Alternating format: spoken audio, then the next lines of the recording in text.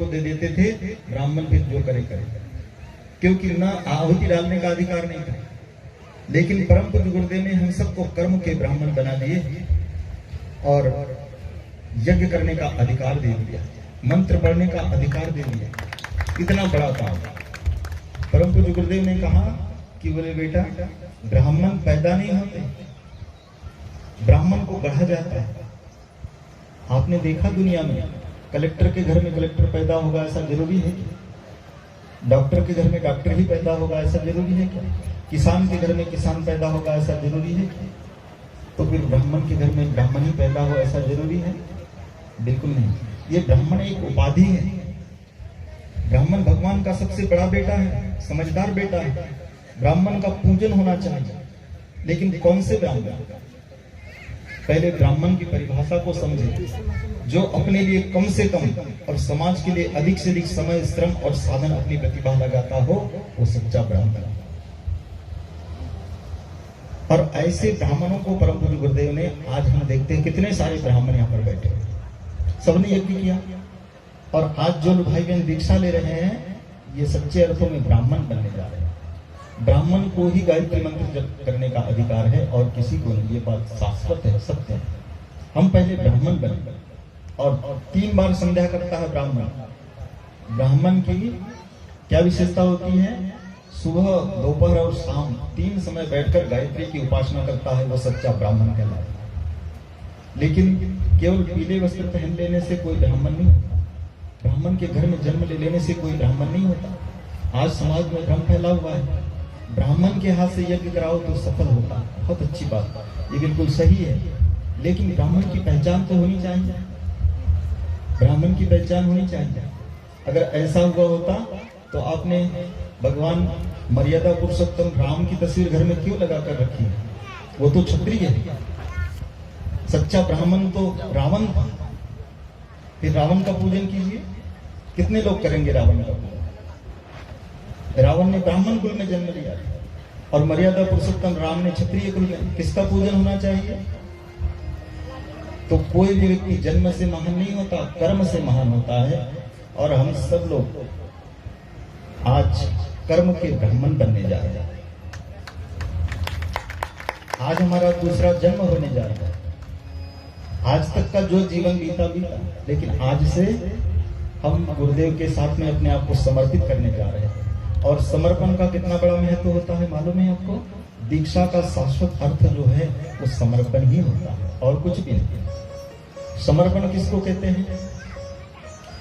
दूध पैसों में बिकता है, पानी का कोई मूल्य है? पानी का कोई मूल्य नहीं। लेकिन आप पानी में दूध को मिला दो या दूध में पानी को मिला दो तो दूध के भाव में बिकने लगता है। पानी में क्या किया? दूध पानी में, दूध ने अपने आप को समर्पण कर दिया, समर्पित कर दिया, तो फिर उसका मूल्य बढ़ जाता है। आज समर्पण करने का अवसर है हमारे जीवन। ऐसा समर्पण जैसे दीपक और ज्योति का समर्पण होता है, ऐसा समर्पण जैसे चातक और चंदा का समर्पण होता है, ऐसा समर्पण जैसे शिशु और माता का होता है, ऐसा समर्पण जैसे गंगा और सागर का होता है, ऐसा समर्पण जैसे अर्जुन और कान्हा का था। ऐसा समर्पण जिस दिन गुरु और शिष्य का हो जाता है तो फिर जीवन में परिवर्तन आता है और जीवन में स्वर्ग जैसा वातावरण बन जाता है। यह अवसर केवल समर्पण का है। ऐसा नहीं कि यहां से हमने मंत्र बोले, आपने कर्मकांड कर लिए, घर चले गए, बिल्कुल नहीं। आप यहाँ पर बैठे हैं तो किसी के कहने से नहीं। आज आप लोग बैठे हैं यहाँ पर तो गुरु की प्रेरणा से बैठे हैं। पिछले कई जन्मों के पुण्य उदय हो रहे हैं, उन्हीं लोगों को अवसर मिलता है गुरु के साथ में जुड़ने का, कोई साधारण व्यक्ति को नहीं। ये किसी व्यक्ति विशेष की योजना नहीं है। गायत्री परिवार युग परिवर्तन, ये महाकाल की योजना है। इसलिए जो भाई बहन यहाँ बैठे सौभाग्यशाली है, जो जहां बैठे हैं वहां से अपनी मनोभूमि तैयार कर ले और हम गुरुदेव के साथ में जुड़ने का संकल्प ले ले, अपने आप का समर्पण कर दे। आज से हमारी इच्छा गुरु के चरणों में समर्पित कर दे और गुरुदेव हमसे जो कराना चाहे हम करने के लिए तैयार हो। एक कठपुतली बन जाए, अपने आप को खाली कर दे, अपने मन में सारी विचारधाराओं को खाली कर दे, बस गुरु जो कहेंगे वो करेगा। तो फिर देखिए कठपुतली के अंदर कोई सामर्थ्य होती क्या? नाच दिखाने का कोई सामर्थ्य नहीं होती। उसके धागे बाजीगर के हाथ में होते हैं, बाजीगर की उंगलियां जैसा करतब चाहे वैसे दिखा देती है। लोग कठपुतली को देख करके आनंद लेते हैं, लेकिन उसके पीछे किसकी उंगलियां जुड़ी हैं? बाजीगर की।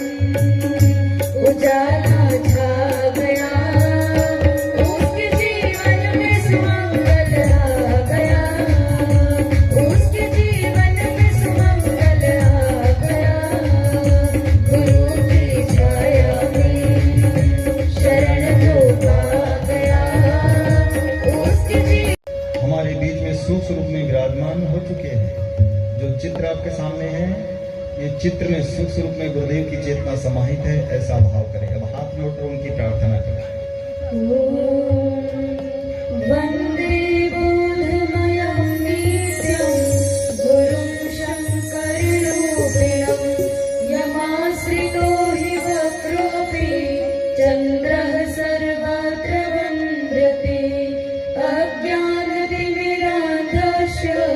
ज्ञानाञ्जनशलाकया चक्षुरुन्मीलितं येन तस्मै श्रीगुरवे नमः। नमोऽस्तु गुरुवे तस्मै गायत्रीरूपिणे सदा यस्य वागमृतं हन्ति विषं संसारसंज्ञकम् मातृवत् लालयित्री च पितृवत् मार्गदर्शिका।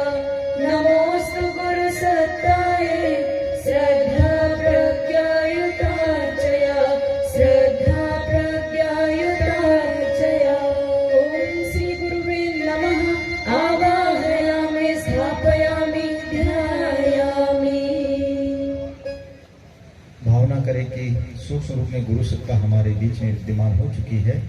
आइए तत्पश्चात अब अपने दोनों हाथ ऐसे खुले कर लीजिए, ऐसे आपस में मिलाइए, अंगूठे ऐसे कर लीजिए सामने, अपने हृदय के पास में ले जाए, कमर सीधी करके। अब आपको अपनी दृष्टि इस नाखून के ऊपर टिकाना है, दोनों नाखूनों के ऊपर।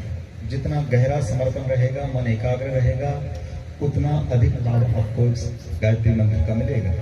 मन को बिल्कुल भी इधर उधर न भटकने दें।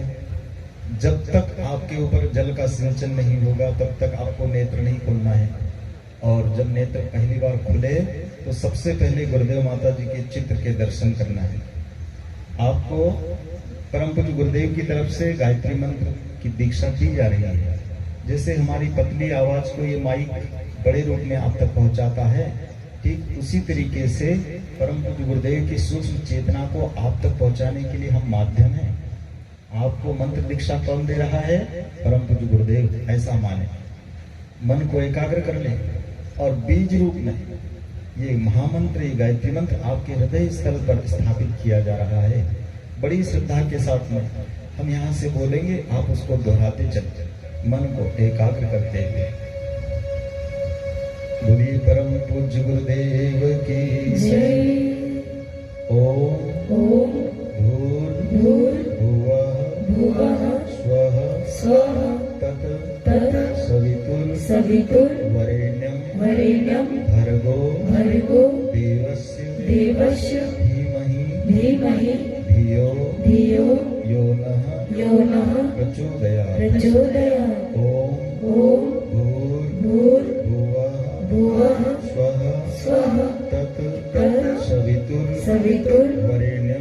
वरेण्यं भर्गो भर्गो देवस्य देवस्य धीमहि धीमहि धियो धियो यो नः यो नः प्रचोदयात्। प्रचोदयात्। ॐ ॐ भूर्भुवः भूर्भुवः स्वः स्वः तत् तत् सवितुर्वरेण्यं वरेण्यं भर्गो भर्गो देवस्य देवस्य धीमहि धीमहि धियो धियो यो नः यो नः प्रचोदयात्। प्रचोदयात्। ॐ ॐ भूर्भुवः भूर्भुवः स्वः स्वः तत् तत् सवितुर्वरेण्यं वरेण्यं भर्गो भर्गो देवस्य देवस्य धीमहि धीमहि धियो धियो यो नः यो नः प्रचोदयात्। प्रचोदयात्। ॐ ॐ भूर्भुवः भूर्भुवः स्वः स्वः तत् तत् सवितुर्वरेण्यं वरेण्यं भर्गो भर्गो देवस्य देवस्य धीमहि धीमहि धियो धियो यो नः यो नः प्रचोदयात्। प्रचोदयात्। हमारी स्वयं सेवक बहनें जल का सिंचन करें। ॐ आपोहिष्ठामयो भुवः तानऊर्जे दधातन महीरणाय चक्षसे। ॐ यो वः शिवतमो रसः तस्य भाजयते नः पुष्टिरिव मातरः। ॐ तस्माऽरं गमामो यस्य क्षयाय जिन्वथ आपो जनयथा जनः। धीरे धीरे अपने नेत्र खोले, गुरुदेव माता जी का दर्शन करें। आपके गुरु कौन है? अब आज से हमारे गुरु कौन है? वेद मूर्ति तपोनिष्ठ पंडित श्री राम शर्मा आचार्य जी, परम वंदनीय माता भगवती देवी शर्मा आपके गुरु है। आपका गुरु मंत्र कौन सा है? कई लोगों को दीक्षा दे देते लेकिन मंत्र ही नहीं पता कि मंत्र हमने क्या लिया। आपका मंत्र कौन सा है? गुरु मंत्र गायत्री मंत्र। ठीक है, ये मंत्र की परिभाषा क्या है, भावार्थ क्या है मालूम है आपको? सबसे पहले आता है ओम। ओम अर्थात परमात्मा जो निराकार है, जिसका कोई आकार नहीं परमात्मा का। ये जो आकार है ये हमने अपने सहूलियत से बनाया, इसलिए भगवान कण कण में समाया है, निराकार है। उस भगवान की हम आराधना करें। ठीक है, ओम का मतलब होता है निराकार परब्रह्म। कहाँ रहता है ये निराकार परब्रह्म? तीनों लोकों में रहता है। भूर भुव स्वः अर्थात ये तीन व्याहुतियां हैं, तीनों लोक, ये वायुमंडल, ब्रह्मांड, ये धरती और पाताल, तीनों लोकों में कौन सी शक्ति समाई है? ओम की शक्ति समाई है, परमात्मा की शक्ति समाई है, ऐसा माने। और उसके पश्चात फिर गायत्री मंत्र प्रारंभ होता है, तत् सवितुर्वरेण्यम। तत् का मतलब होता है उस। अब भगवान की महिमा का गान किया है। भगवान क्या करता है इस दुनिया में? जो प्राण स्वरूप है, जो दुखों का नाश करता है, जो सुख स्वरूप है, जो श्रेष्ठ है, जो तेजस्वी है, जो पाप नाशक है, ऐसे परमात्मा को हम अपने अंतर आत्मा में धारण करते हैं। वह परमात्मा हम सबकी बुद्धि को सन्मार्ग की ओर प्रेरित करे। ये गायत्री मंत्र का भावार्थ है। इसमें किसी व्यक्ति विशेष, किसी एक देवता का नाम आया है क्या? नहीं, विश्व ब्रह्मांड के सभी देवताओं की आराधना हो जाती है गायत्री मंत्र बोलने से। ये आपका गुरु मंत्र है, गायत्री मंत्र। आपको क्या करना है? हम अपने घर में एक दिन अगर कोई पौधा लगाते हैं तो फल मिल जाते हैं क्या? क्या करना पड़ता है? कुछ दिनों तक उसको पाल पोस कर बड़ा करना होता है, और जब वो बड़ा हो जाए, पूर्ण विकसित हो जाए, तो फिर स्वतः फल देने लगता है। ये गायत्री मंत्र जो है ये बीज रूप में आपके अंदर स्थापित किया है। अभी फल नहीं मिलेंगे, कुछ दिनों तक हमको उसकी सुरक्षा बना करके रखना है, उसको फलित करना है। तो क्या जवाबदारी बनती है हमारी? अब आज से कम 3 माला का नियमित रूप से हम जप करेंगे। ये छोटा सा संकल्प है। अगर आपका मन हो तो आप अपने हाथ में अक्षर पुष्प लेकर संकल्प लीजिए। कितनी माला जपे हम? कम से कम 3। जो अपने जीवन का उद्धार करना चाहता है, घर में स्वर्ग जैसे वातावरण निर्मित करता है, जीवन में बहुत अधिक प्रगति करना चाहता है, जो बच्चे उच्च शिक्षा प्राप्त करना चाहते हैं, कोई बड़ा पद हासिल करना चाहते हैं, उन सबके लिए ये गायत्री मंत्र बहुत ही रामबाण है। कहा गया है ना, भूत